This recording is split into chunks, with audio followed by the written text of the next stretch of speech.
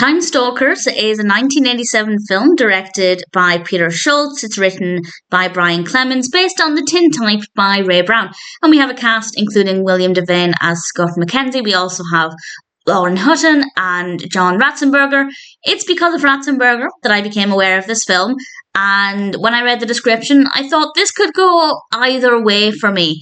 I don't really care about films about time travel, largely because they're so often, not always of course, but often time travel films set in the future, or films where people travel back and forth to the future, and I just find that to be really dull. But this one actually includes the past, because our protagonist, Scott, buys these trunks, and in one of them there is a photograph from, I think, over 100 years ago, and he notices in this photograph that one of the people is holding a gun, but this gun was only released many, many decades later, and he thinks, well, the only way that that's possible is if the person in the photo is a time traveller.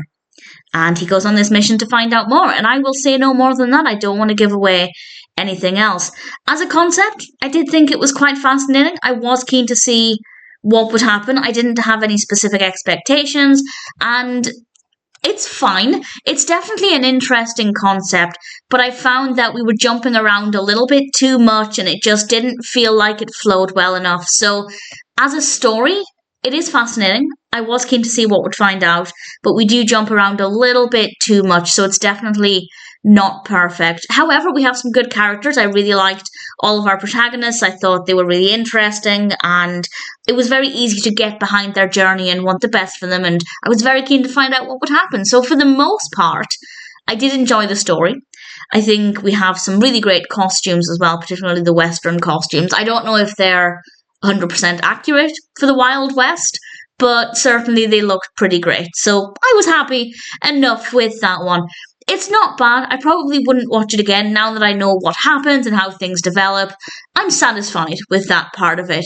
But in general, I thought it was a decent experience. Not perfect. The narrative structure wasn't great. But that aside, I thought Timestalkers was an interesting concept, and in general, I rather enjoyed it. If it sounds like something you're interested in, if you're looking for something that's maybe a little bit different, then I'd say Timestalkers is probably one that's worth. I didn't think it was too bad at all.